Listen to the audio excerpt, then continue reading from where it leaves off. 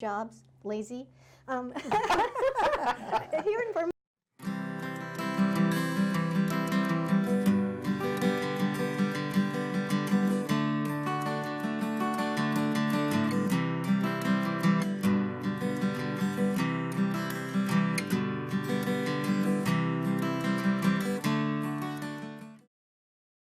Hi, this is Pat McDonald, your host for Vote for Vermont, where our tagline is listening beyond the soundbites.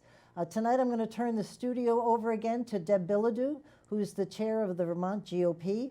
Deb's got a couple of guests with her. I know you will enjoy this show. They're going to be talking about rural Vermont. I hope you enjoy it, and I'm very glad to welcome Deb and her guests. Thanks. Thank you, Pat, for that introduction. We appreciate your allowing us to use your facilities for these panel discussions that we've been having. This is our third or fourth panel discussion that we've had so far. They've been very interesting, and tonight we have with us Chet Greenwood, Vicki Strong, and Rob LeClair.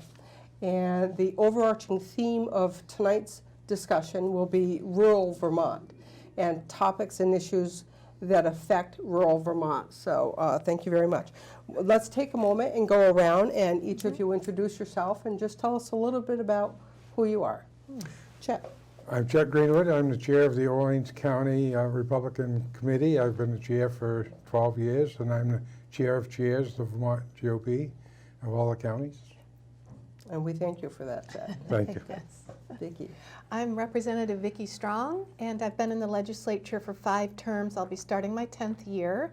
I live in the Northeast Kingdom in the town of Albany and represent 7 towns, rural towns, and I'm on the Ag Committee right now in the legislature, and it's been my privilege to serve there. I have several other hats as a pastor's wife and a Gold Star mother, and I'm also a Weight Watcher leader. Ooh. So quite a diverse background, and I appreciate being here and sharing with you today. Well, thank you, Vicki. Thank you for all that you do for us. Rob LeClair. Well, I have several hats. Most of them pale in comparison to my 2 folks to my right here, but I'm a state rep from Barrytown. I'm actually in my 3rd term. Another one of the hats that I have is I am the recently elected Washington County Republican Committee chair, and I'm also the assistant minority leader in Montpelier. So we have a lot of different things that we're all doing. Mm-hmm. Thank you. We have a lot of quality in the room here tonight. Thank you all for your service to Vermont. So let's start off here. So Chittenden County. A lot of people outside of Chittenden County admire Chittenden County very much because it is Chittenden County. Kidding. So we know that Chittenden County has around 164, this is according to 2018 numbers. It has around 164,000 people in it. So that means approximately 1 out of 4 people in the state of Vermont live in Chittenden County. Interesting. The next largest county is Rutland, and Rutland is less than half the size of Chittenden in terms of population. In terms of density, second to Chittenden County is Washington County. Rob, where you live. Washington's very dense as a county as well. So for years, there's been a debate about Chittenden County versus the rest of Vermont. Political and financial powers reside in cities. What should we do, if anything, can we do to correct this imbalance? And Rob, why don't we start with you? Well, thanks, Deb. That's a great question, and there is certainly a lot of imbalance there. That said, you know, Chittenden County is an economic success for Vermont, but it has created some challenges, especially for rural Vermont. You know, we talk about things like the minimum wage. It may not be a huge issue for Chittenden County necessarily, but for rural Vermont, it is. Or if you're in a rural community that borders, say, New Hampshire, that can be a challenge. We've had discussions, there's been a lot of discussions about, say, the carbon tax. That is a major issue for rural Vermont, where Chittenden County, it may not have quite as much of an impact because of mass transportation or a variety of other things where they've got some town centers. Legislatively, you've got the 6-pack up there with the senators. I know that there's some legislation that's being proposed and hopefully will be enacted upon to sort of break that up and make the amount of influence that they have not quite so concentrated, so that, again, rural Vermont will have a bit more of a voice at the table here, because there's a lot of different things that are being proposed, and unfortunately there is differences between how it's going to impact Chittenden County and how it will impact other parts of the state. Good, thank you. Vicki, would you like to add anything to I that? would. Being in the legislature, I've seen how numerous types of legislation and bills, and let's use an example of Act 46, really shook down to the rural areas were against Act 46 and the more urban areas voted for it. And we need to have a mindset of we need to work together for the best interest of Vermont and Vermonters, not what's the best interest of Chittenden County or even rural. What's going to help us survive as a state? And until we get that mindset, Chittenden County is going to push their carbon tax and every other thing, like Rob said, their minimum wage and family paid leave. They're just going to be on this roll. But those things don't work in rural areas. And until we as legislators and people who are policymakers understand the best interests of Vermont, Chittenden County isn't anything without our farms and without our mountains and our ski areas and all the things we offer in rural areas. So we have to be thinking the bigger picture. Thank you, Chet. Yeah, I mean, I think the rural part of Vermont doesn't like the way that the Chittenden County kind of controls the legislation for the rural areas. The Northeast Kingdom, made up of Orleans, Essex, and Caledonia County, has 2 senators. Chittenden County has 6 currently. The 3-county area, Northeast Kingdom, has 16 representatives. Chittenden County has 38. So they kind of control the legislature, and they're making decisions for our loggers and our agriculture community in the Northeast Kingdom, and it's not always the best outcome. As well as Act 250. Act 250 Act is one 250 is a big one. is a huge problem for the Northeast Kingdom. Right. Yep. Any questions for each other? Any challenges here? We all good? We're all agreeing. We're all good? We all agree. Good. Not only Act 250, but the carbon tax. I was a financial controller for a large company, had 400 employees. And most of those employees drive 40 miles round trip every day to work. And a carbon tax, they just can't afford to drive anymore. Yeah. So, Farmers with tractors and all their machinery. and heating their homes. Yeah. Yeah, the weather's a little warmer in Chittenden County and along the Champlain Yeah. corridor sometimes Yeah, than it is up there in Derby and Norton and Beecher Falls. And There is legislation, it's either been passed or in process, to break up the 6-pack in Chittenden County. Is that Yeah. correct, That's Rob? correct. Yeah. Yes. Yeah. We don't know if it's going to be 2 3-member districts or 3 2-member districts at this point. And it'll probably be based on redistricting that's coming. And the fallout Right. could limit the Northeast Kingdom to 1 senator instead of 2. So the Northeast Kingdom could be losing a senator. Wow. Well, good. See how it all Thank plays you. out. Thank you. I'm going to jump over to schools. This was a very interesting topic that at our last panel discussion. So Act 46 has been, I believe it's Act 46, Yeah. Yes. has been forcing. I thought at first it was voluntary, that merging was voluntary, but it appears that it's being forced now, although there are some communities that are voting no, we're not going to do this, or we're saying we're not going to do this. So rural areas in Vermont, schools are closing, and we know that a school is intricate to the fabric of that community because so much focus is on the school and the activities that go with the school. Where is the incentive for young families to move into towns and areas where there's no longer a school? Does that not help damage the vitality of rural Vermont? Chet, we'll start with you. Yes, it does. It has a lot of damage. I've seen a lot of schools up in our area, Holland, Morgan, have closed over the past few years. And you take North Country has, there geographically, I think it's one of the largest in the state. It goes from Island Pond to Jay Peak. It's 45 miles from one side of from the east coast to the east boundary to the west boundary. they don't get enough students. And when they're bused for, an hour each way to school. And when you consolidate schools, that's what's going to happen. That's the fallout. Vicki? Well, I'm a little radical here, Deb. I'm going to confess. I homeschooled our 3 children and had a blast doing that. And I personally feel like families need to start up an uprising and just say enough is enough and start their own little co-op homeschooling groups and keep some education right there local and just keep on with our communities. If we see more schools closed, you're absolutely right. It'll be devastating. We need our churches, schools, little mini marts and little entrepreneur businesses to keep going in these rural areas, and families just aren't going to want to come there. But if we start seeing people saying, okay, I'm not driving 40 miles to take my children somewhere, we're going to homeschool, or we're going to school with a couple more families, that's the only thing that's going to get the state's attention. If families pull out even of some of those public schools and start their own, because those schools will lose tax dollars. So I'm radical. I think we need to have a big revolution in our educational policy. Do you think that school choice is part of the solution? Absolutely. It's the solution, and it's a no-brainer.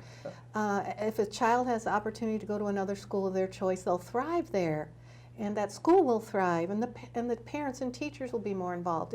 It's just the best of all worlds. As a legislator, Rob, you really get a bird's eye view, both you and Vicki, of this situation. Would you like to add to this conversation? Well, Act 46 was very, very controversial in Barrie.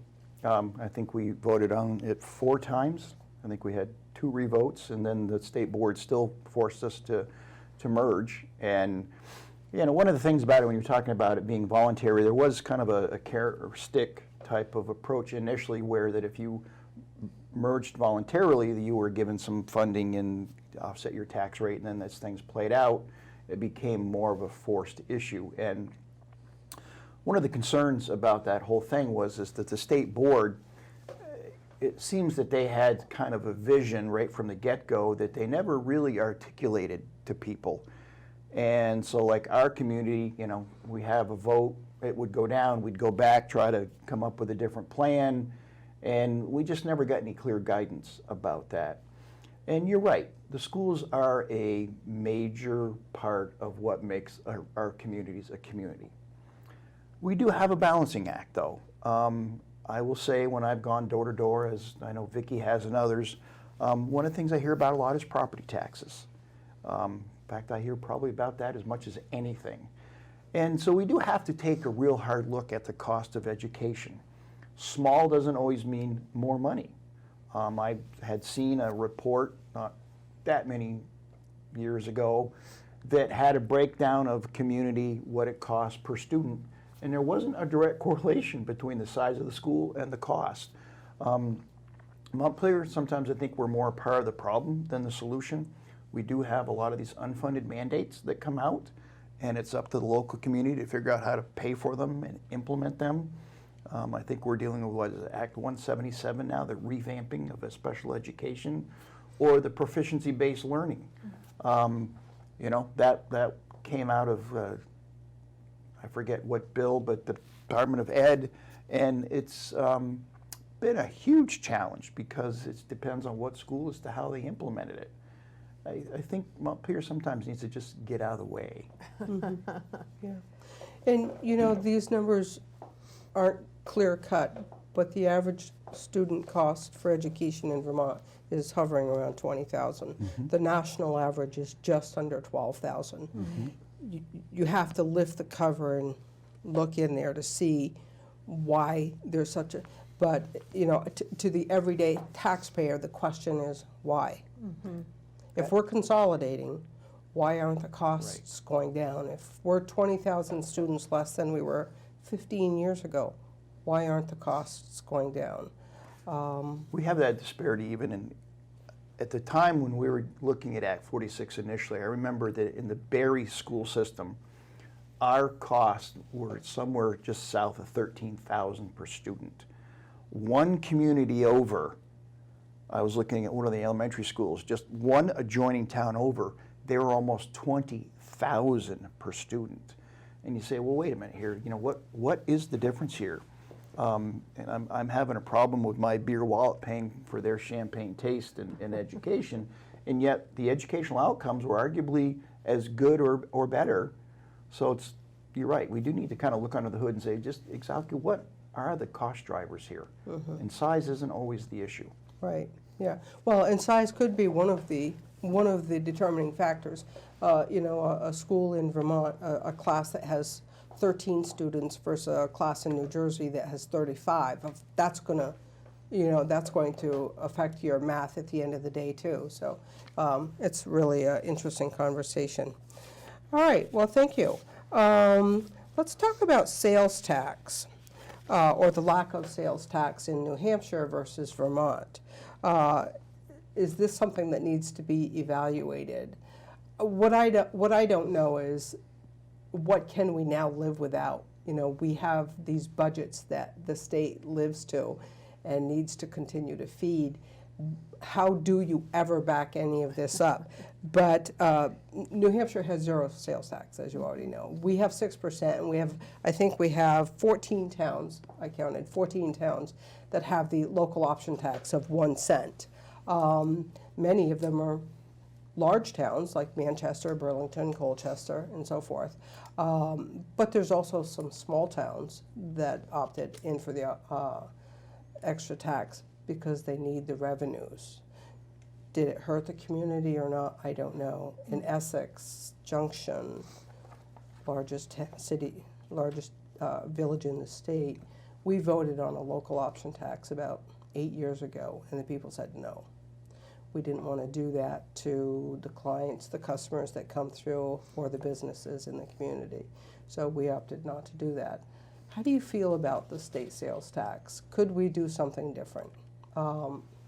Vicki, we'll start with you. Well, from my rural area, it was a long time before we were even able to go to a Walmart, wasn't it, Chet? And up in Newport, we had to come a long ways, and a lot of people just went to New Hampshire and hop on 91 and zing down to Littleton. So I've seen a lot of people shop based on sales tax because I'm from an area that if you have to drive, you might as well go to New Hampshire, even to Lowe's and places like that. So I think it's a huge deal, and we do have a lot of our border towns, Massachusetts, New Hampshire, New York, that our businesses have to compete with. So we should stay competitive. There's no excuse. No matter what our budget is in Vermont, there's no excuse. Our businesses are suffering because of it, those border towns especially. Chet? I agree. We had a retail business for years, and we lost a lot of business that drives to New Hampshire. And just look at the economy in White River compared to Lebanon. I mean, you can see it. And like Vicki said, back before we had a Walmart in Derby, you go down to Walmart in Littleton, half the yard would be Vermont cars. And it's New Hampshire just loves our legislature because, you know, we send more business to New Hampshire every time we're in session. And sales tax is one of them. I think we ought to get rid of it. Of course, you got to wean it down. You got to drop it a little bit and work on it. But this state is just too expensive to live in. I mean, we had 8,500 employees. That's more employees than the state of New Hampshire, or the same number for, I don't know how many more people New Hampshire's got. We got one of the highest property taxes, one of the highest income taxes in the country. Yeah. I mean, we've got to cut. We can't cut the sales tax unless we cut some of the bloated budget, but we have to cut the budget in the state of Vermont. Yeah. So whose job is that, Rob, to look at cutting the budgets? Well, it's all of ours for sure. I wish there was a few more of us under the gold dome that thought similarly, but you know, Chet and Vicki have identified some very great areas. You know, sales tax is definitely a major concern, but I think taxes in general, it's very expensive to live in this state, and we've got to take an awful hard look at the money that we spend, and are we getting the bang for the buck that we thought we would? You know, like take something like the Health Connect, for instance. I suspect that we've spent, at least I saw one time, we were approaching $300 million on that darn thing since it's been implemented. and it wouldn't surprise me if it's more. I saw some stats that if we went and just bought the people that we were looking to cover health care for the rest of their lives, we'd have saved money. Things like that we've got to take an awful hard look at. Affordable housing. We all agree that it's a problem. And Chittenden County, actually, it's a major issue to find affordable housing, but some of these affordable housing projects that we're involved in, you know, we're winding up spending $340,000 for a one-bedroom unit that will help at most 2 people, and the only thing that's affordable about it is for the 2 people that are living there, but it doesn't go address the issues. So, you know, sales tax is definitely a concern, but taxes and the cost of living in general is something we really need to take a hard look at. I feel like we've just done a lot of lip service. You know, even on election years, people running for office, they all hear it, they know it. It's unaffordable to live here, and we go back to Montpelier and every year raise taxes and find more ways to spend money. And a lot of it is human services. It's a huge part of our budget, and we just offer a lot of money in terms of welfare and all the services we provide people. If people were more self-sufficient and healthier families in general, we would lower our budget. Well, it's interesting that you mentioned benefits. Yeah. Let's turn our attention to that for a moment. Okay. So, Governor Scott in 2017 passed H326, and that lessened the burden on the recipients of some of our benefits. Prior to that bill, you only had $2,000 in personal assets that could be exempted. That number went to $9,000. You didn't have to claim retirement accounts or educational accounts any longer in order to qualify for benefits. We know that there's people in our state, no doubt about it, that need benefits. None of us will question that at all. The question is the benefits. The cliff itself, the number that I'm hearing is that you could get upwards of $42,000 worth of benefits from the state of Vermont. And that's more money than some people make that go to work 8 hours a day. Some of those benefits are from Reach Up, Reach Ahead, child care benefits, probably SNAP and other programs. Is this a problem more of a problem in rural Vermont than it might be in Chittenden County? And if so, how would you suggest we address this? Chet, I'll start with you. It's a big problem. You can't find employees because they're making too much off the subsidized rent, the free health care, and SNAP cards, child care. They just, you can't pay them enough to come to work. Or the ones you hire, they want to work 4 days a week. They don't want to work over 30 or 32 hours because they lose their benefits. And we see it all the time. And it's, I think the benefits increased. You know, they're increasing faster than the minimum wage. And I'm not talking minimum wage people. These are we've lost, when my former employer, we lost employees who stayed home to take care of their children because they got better child care. They couldn't afford to come to work. And they were, you know, I'm talking $14, $15 an hour employees. Wow. Right. I know that as a landlord for over 34 years, I've seen everything that you could see from a landlord's perspective. And I've seen situations, and I know of a current situation, that husband, wife, a couple of children, everything is subsidized. There's no incentive for them to go to work. The rent is paid, the SNAP, and a tax return of $9,000 is what they received last year. Oh my goodness. And I look at that, and I struggle with it in my head because they're capable of working. They're not working. And I'm wondering, where are the checks and balance? How are we monitoring the benefits that we want people to have, but we need to make sure that we're doing the right thing by these people. And just giving money and benefits is not the right thing. No. There's, Rob, what do you think? I agree, and like you, I'm a landlord, and I've seen firsthand the benefits cliff, that it actually does act as a disincentive, because I have had tenants that had the initiative to go out and get a job, but by the time they went through and figured out what they were going to bring home with the job versus what they were going to lose in benefits, it certainly made sense for them not to work. And that's a problem. We should not have a system in place that disincentivizes people to go to work.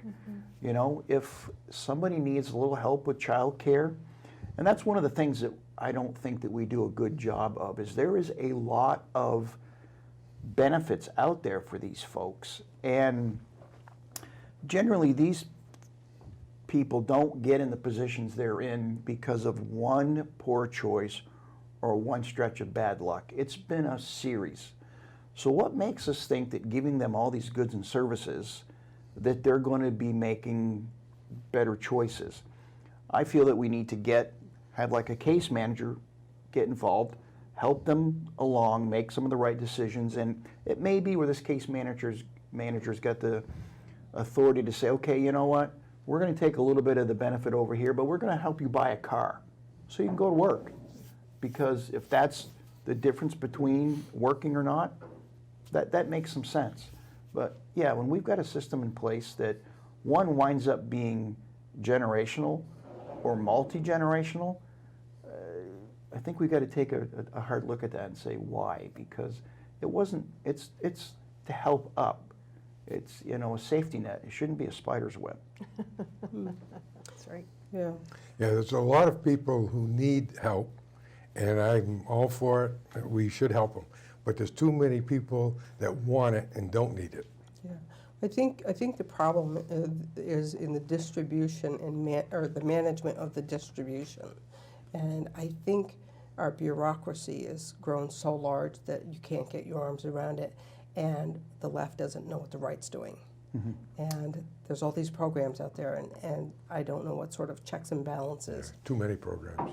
I had a tenant that was on a WIC, young mother with a child, and it was one of my buildings where actually I collect the trash. So for a few weeks, I am taking away these pre-packaged things of like baby food, never been opened, milk, black olives, just a bunch of canned stuff. And after about the second week, I said, geez, I can't take this anymore. So I made a phone call and said, hey, listen, we got a problem here. Either this young lady doesn't know what to do with what you're giving her, or you're just giving her too much. Because I'm taking stuff home like cans of salmon and tuna fish. To their credit, it seemed somebody got there, and I don't know what they did, but the left hand and right hand don't know exactly what's going on. That's why I said we need like a case manager. We've got to have more coordination here, because not everybody needs the same level of help or the same help. All right, let's go to agriculture. Vicki, you're on the Ag Committee, you Yes. said. And we know that agriculture is part of our brand. We know what the value of it is. I feel like, as a lifetime resident of Vermont, that farms are slipping away from us. Annually, we know that they're slipping away from us. I don't know what the number is that we're down to, 7,000 maybe? 700. 700, that's what it was, 700. It was like twice that. Yeah. And now it's down to Yeah. 700 dairy farms. I Dairy should say. farms, yep. What can we do? Is there anything we can do to revitalize the ag industry in Vermont? Well, right now it's really in a transition, I would say, from the dairy farm image, which we want to keep, but because of not just national pressure, but worldwide pressure, because the milk prices are tied to a worldwide scenario. It's pretty amazing that the amount of powdered milk in Europe has to do with our milk prices, or the amount of cheese in a cave in the Midwest.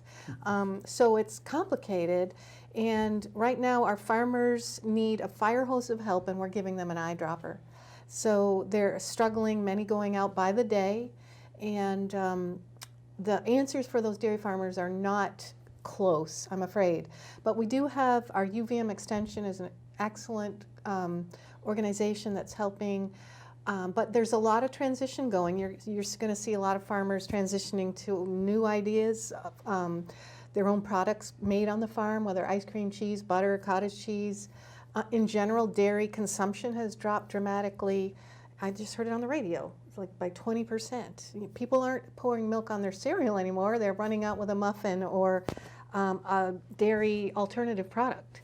So Vermont knows, and we're aware. Even our agriculture committee sent a letter to our congressman to say we need to stop calling soy milk milk.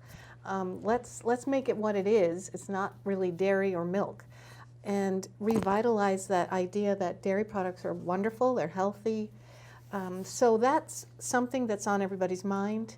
But when you take the whole scenario of Vermont, the land taxes and things like electricity, the farmers just have a huge overhead, and it's harder and harder to stay in business. So the smaller, little more entrepreneur type of farming that's cropping up, hemp products, sheep, goats, different kinds of vegetable farming, it's all, those things are starting to flourish and make a difference and keeping our farms going. But in the bigger picture, we still need those dairy farms, and how it's all going to play out is still a big question mark.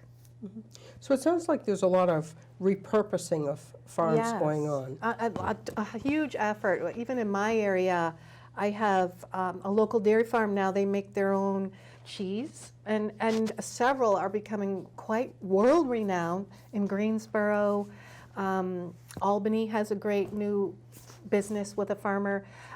The hard thing I think too we want to look at is a lot of these farmers aren't making that unless they get grants and government help, and that to me is a sad thing, that a farmer can't function without a grant. And they're getting grants for barns and other kinds of things to start a new type of business, that our economy is such that it takes that from the government to help them. That's one area where we can compete against Chittenden counties in our agriculture. Mm-hmm. We have the natural resources and the open land. There's no reason we can't grow all of our food. We shouldn't have to import any food. You know, promote the farm to school, promote farmers markets, and grow our own. And it's the small ones. It isn't the big farmers. It's like Vicki said. It's a little niche marketing that they're doing, raising the goats and sheep. And there's a program, REAP, they call REAP. It's a rural agricultural partnership program. It was a bill that was passed a few years ago in the government. And there's only 5 counties in the United States that are involved with that. In the Northeast Kingdom is one of the areas. And we should take advantage of that. That gives agricultural help to the small farmer. Right. There are a lot of programs, like you said, Farm to Plate, Farm to School. How many of them are there? But there's a lot of them. And young people are growing up now, even in schools, having gardens, but being more aware of local food and the health of that's happening a lot, at least in our area. Yeah, see, we can take advantage of Chittenden County with that. Right. But How does the, so we're waiting for the House to pass the USMCA, right? The US and Mexico right. and Canada. How will that help the Vermont farms? Are any of you on top of that? I'm not sure either. I don't know. Yeah. Rob, you know. Yeah. Of course I know.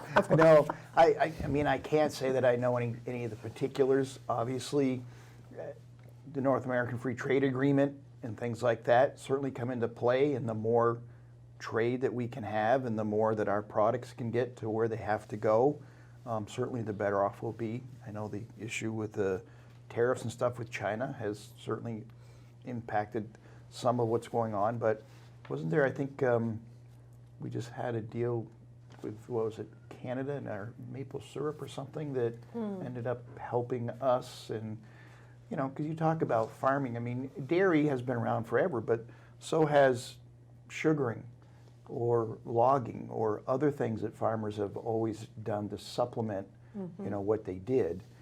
But we're in a bit of a different environment today, too, in that farmers are not held in the high esteem that they were. Yeah. I think they've taken more than their fair share of criticism and blame about the water quality issues. Right. And there's pressures there that have made it much more difficult to make ends meet. And I think we've got to be sensitive to the fact that they want to do the right thing, but this problem didn't happen overnight, and we can't expect them to change farming practices to the point where they're just not financially viable, especially when Chittenden County has had a lot of growth, and I don't think there's much debate that stormwater runoff has been impacting some of the water quality on the lake. There is some legislation there that got passed here a few years ago that they're doing the rulemaking on now about the 3 acres of impervious surfaces. That's going to be a major shock for a lot of property owners in the state. Hopefully we can do something about that. But farming's it's tough financially, and again, they're not held in the high esteem that I they know. used to be.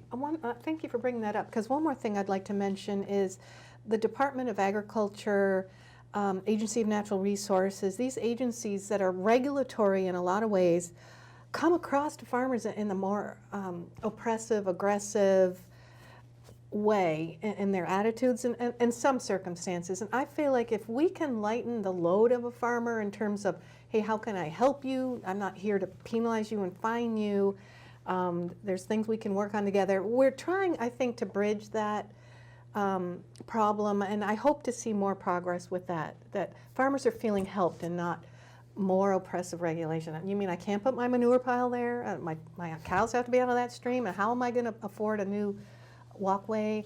There's help financially, but we really need to help farmers know we're on their team. We're not trying to shut them down. Yeah. Do you think some of the oppressive actions toward farmers are the result of the climate change agenda that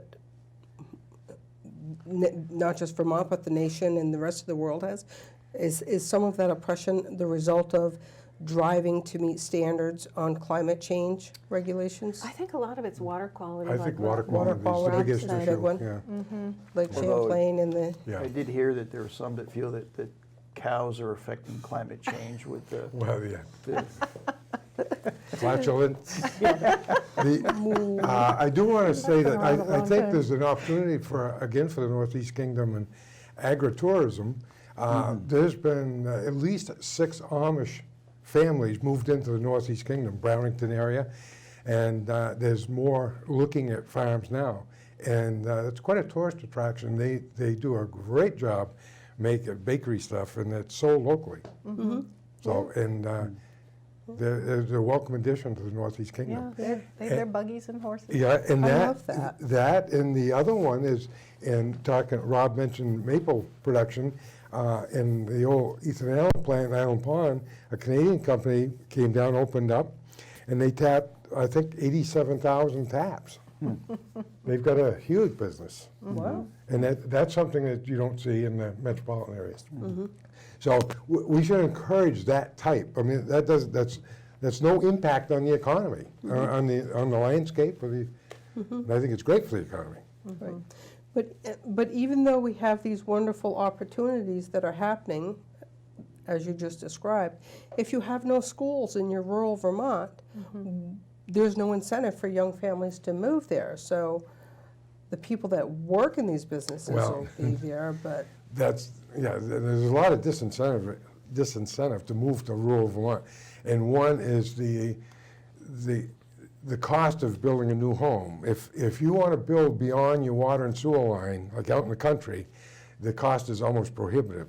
The requirements, and to make it a zero carbon footprint, you're paying a penalty up front, and you're told what to use and how to use it and what materials. Are there any proposed legislative actions in the next session in terms of Act 250, changing any of Act 250 to help the state? Not to help. Well, good way to put it. There are certainly some proposed changes out there. We'll see just where they go. They're very controversial.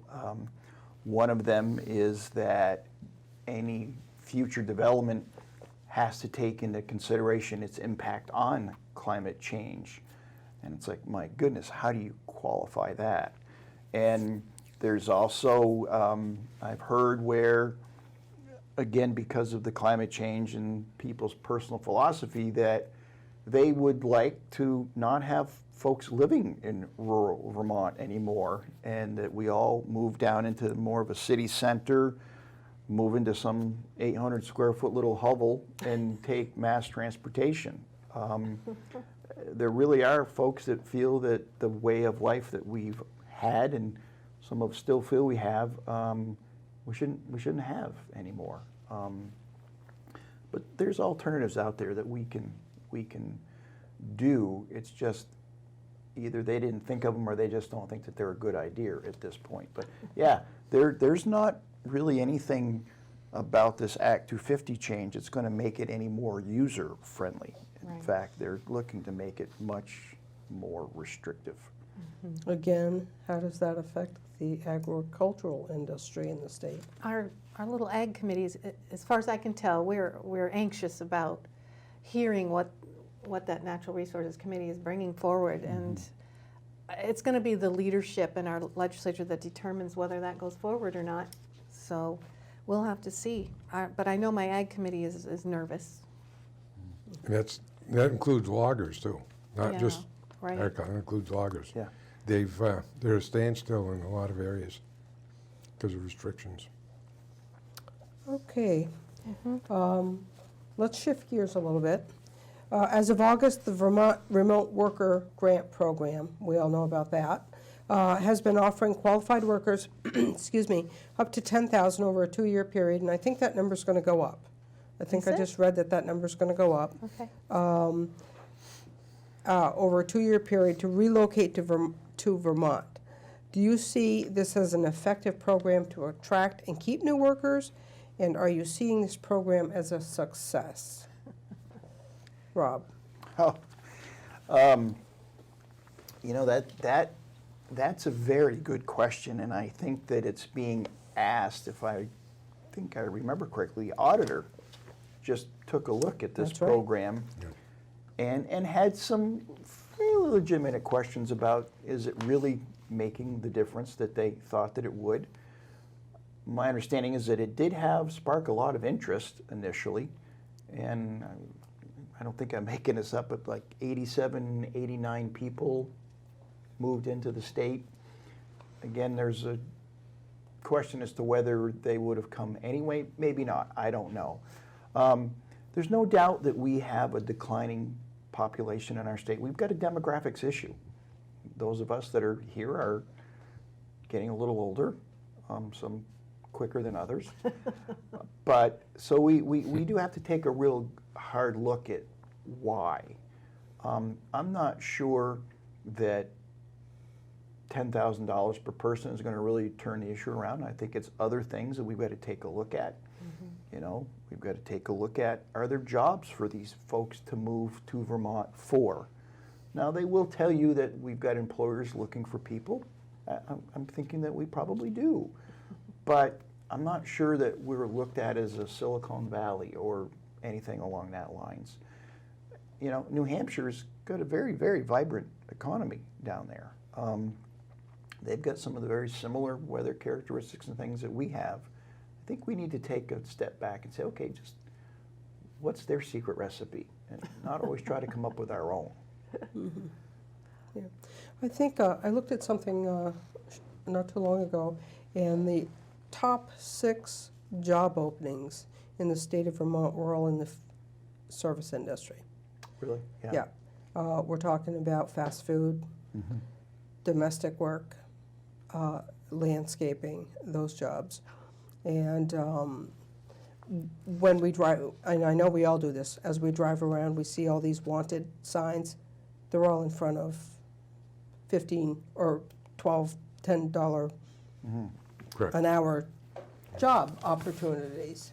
So we know we have a declining population. I think it's a national issue.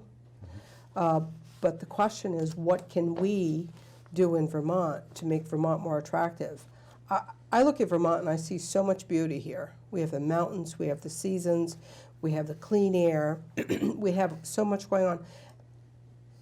I see this as an opportunity for parents with young children to get them out of cities and out of dense areas that may have problems that we don't have to deal with and come to Vermont. I'm not understanding why they're not coming here, other than the cost of living here is so high. And again, that falls back to not just the legislature, it falls back to the utility companies, local governments. You know, I mean, even your local government within your town, every year their costs are going up. Chet, how do you feel about the remote worker program? Well, I don't think it's worked real well. Only one of those, according to Doug Hoffer's report, only one of those came to the Northeast Kingdom out of all those. And and I think originally they wanted to help the rural areas of Vermont, not necessarily Chittenden County. But and the averages that they've paid out is only $3,500 or something like that, according to the audit. But somebody ended up with a 26-inch gaming TV. I'm not sure. Whoever's running the program should be accountable. I mean, it's taxpayer money. Nobody should have a slush fund. But there's a lot of reasons why people aren't moving to Vermont. And there's reasons why the few that do move to Vermont are exactly what you said. It's beautiful, and they can ski, and it's year-round. They got the nice outdoors. But if anybody's doing a due diligence on moving a business to Vermont, we're not going to be in the top 3 choices. Our taxes are high, our regulations are stiffer than most places, and we're making more and more regulations all the time. We have more chemical regulations here than the U.S. government has. I mean, the company I work for, we had to have a full-time person just to keep track of the chemicals used, because Vermont had its own list over and above what the government has. So it makes it very, very hard for people to make a living in Vermont with the taxes. Right. It doesn't make sense, like you said, Deb, because it's a beautiful state to live in. It's a great place to raise a family. But in the different circles I've been in recently having to do with veterans, they're very upset that we tax their retirement. And veterans deserve to keep their retirement money. And they leave our state. They serve here in the National Guard, and they leave. And we see a lot of the older folks, our generation now, leaving. And if we stop that hemorrhaging, we would have that higher tax base. We have the highest inheritance estate tax, I think, in the country. Is it because we're one of the oldest per capitas in the country, and so there's all that revenue that's coming in as they look forward to it? All of that adds up and makes a difference, all those and ways. it inspires people to not have Vermont be their state of residency. Yes. They'll live here Or 4 or 5 retire. months and live Right. someplace else. Yeah. 6 months and what is it, 1 day? If you live someplace I have- else, you're a resident of that state. I have a lot of friends that have moved out of Yes. Vermont. I was just going to say, there's not a month that goes by that someone I know is not leaving Vermont or on the way out the door already. Moving to states, not only Florida, but Maine. Maine is cold. And they're moving to Maine, and they're taking their hefty retirements with them. I know. And, their assets and everything with them. I'm thinking, Right, so why why? do we inspire them to do that? We ought to change things, again, check what their secret recipe over there is, and I'd rather have a half a loaf than no loaf at all. Right. Right. And generally, these folks are at a point in their lives where they're demand for goods and services are considerably less. They don't have kids in the school systems, and we want you to stay here, not just for your money, but you know, we want you to stay here. We've got to get realistic that people are making choices in their financial. I heard something interesting yesterday, I think it was, and this is Washington, D.C. politics. And someone was speaking with people in Washington, D.C., and Washington, D.C. Politicians, congressional, senatorial people, really are out of tune with what's outside of the Beltline, that they really don't understand what's happening on the ground outside of the Beltline. And sometimes I wonder about Montpelier. Who's in Montpelier, and do they have a grasp on what's going on in rural Vermont? Now, I know, Vicki, you're rural Vermont. Right. Rob, you're Washington County, second densest county in the state. But the makeup of the people in Montpelier, are these everyday people that we're talking about here? Are they, you know, people will tell you, oh, trust fund babies are down there. I don't really support that argument. I just wonder, who is down there? Right. Well, of course, we as Republicans are absolutely in tune with Yeah. our constituents and who sent us there. But, you know, you raise a very interesting point in that quite often it's really easy to get wrapped up in the theoretical in Montpelier. Policy. Right. But sometimes there is a marked difference between the theoretical and then the practical or the actual out there on the street. And I don't think that we really do a good job of that at times. You know, I've got several different businesses. I do anything that's legal and a few things that aren't. Just kidding. But, you know, I consider myself a little differently because I'm on both ends of the legislation. Like, I'm a landlord. And so when we're talking about landlord-tenant issues, I mean, the pendulum has swung way, way, way, way in the favor of the tenant, to the point where I actually, as a landlord, it is in my best interest to have an apartment stay vacant than it is to take a risk on somebody and get the wrong tenant in there. There's something not quite right with that. You know, I went to a forum here not long ago where they wanted to raise an $2 a night per occupancy fee to help homeless people. Who could be against helping homeless people? But I said, I'm absolutely opposed to that, because if I had a real partner in a state agency, I would take a risk on a homeless family. One of my buildings has 3-bedroom apartments in it, but there's no incentive for me to do that. There's things that we can do working together to make it better for people, but we need to work together. But yes, the Republicans were absolutely in tune with our Yeah. people. Vicki. I heard recently a joke on TV. What do you call a person who has 2 jobs? Lazy. Here in Vermont, I mean, we have, between my husband and I, we have 3 jobs, and we could use another. It's just getting to that point where how many jobs do we need to make ends meet? And I do think the legislature's out of tune with that idea, that Vermonters, everyday Vermonters, are having to do multiple jobs to pay their bills. And a lot of those legislators are, some of them have lawyer husbands. I shouldn't say this too much, but or retired and have good benefits. And the average everyday Vermonter that's working hard, I don't know that they relate to them really. Yeah. My son-in-law and daughter, 2 young kids, have been spending $2,000 a month for child care. That is an enormous issue. Yeah. Thankfully, they both have good jobs and got a good family around them. But talk about a disincentive for somebody to be able to go to work, or a young family to move into the Vermont, Right. where we went through, Montpelier made some changes about child care and all that other stuff, and we had a lot of home-based businesses actually close. So now you got less choice. So those are some of the things we just got to be realistic about, saying, you know, we could maybe not be involved as much as we are. Do you think the cost of daycare, home care for children, has escalated so high because the state got involved in it. This is my own small world opinion. Right. State got involved in it, put restrictions on home daycares to the point where people went out of business, and now the children are being driven into the educational school system. Right.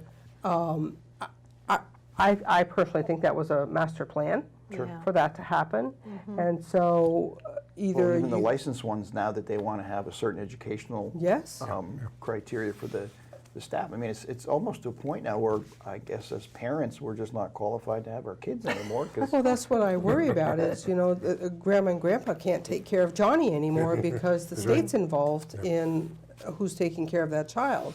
I know we need more children in the school system, but really, you know, is this the way that we want to get there? Chet, do you have any thoughts on that? No, it goes back to schooling. I don't know, by taking the schools out of your rural areas, I think it's made an impact on all of it. You're not going to get younger families moving into the countries anymore. I don't know why the regulation book went from 20 pages to 200, and it literally went from For- 20 to 200 for regulating daycares. Daycare. So everything from where the toothbrush is laid to dirty diapers and how you prepare your food and where they take a nap, it's just, Yeah. and the normal average person can't take that on now. Right, and so by design, they've made that home business almost impossible for many, many people. Right. And so where do the children have to go now? They're going into the school systems because we've lowered the age of children going into the school systems. and plus Right. those are some home businesses that we lost Yeah. that, you know, Quite were a few. vital to the community from Yes, We lost child care and employees. economic. We lost employees that couldn't afford daycare because Sure. they couldn't find anybody. Yeah, yeah. and all of this drives the minimum wage conversation. But when you think of minimum wage, $15 an hour, you can't live on $15 an hour. You can't live in Chittenden County on $15 an hour. A one-bedroom apartment can cost you upwards of $1,000 to $1,200. That's what, 2 or 3 people making $15 an hour living in a one-bedroom apartment. It just, the logic isn't there to be calling minimum wage or $15 an hour a livable wage. It's not a livable wage. No. You're in the same position you were 6 years ago. You're barely making enough. You're probably living at home with mom and dad, or you're a senior who's working part-time to get out of the house and earn a few dollars and so forth. Very interesting. So we're down to 1 minute and 28 seconds. So I think we'll end our questions at this point. Was there any closing statements that you'd like to make about anything or bring up? One, thank you for doing this, and if I had a pitch, it would be that we need more people to get involved. There's a lot. One of the things that amazed me the most about going to Montpelier was all the different facets and aspects of our lives that government's involved in. Just sitting on the sideline now and just sort of complaining, can't do that anymore. You got to get involved. You know, I'd first like to see the vote. state of Vermont get more involved with VTC and spend less on UVM tuition and more on VTC tuition. We need more tradespeople. Yep, I agree with that. You know, plumbing, electrical, Absolutely. HVAC, all of these Engineers. trades.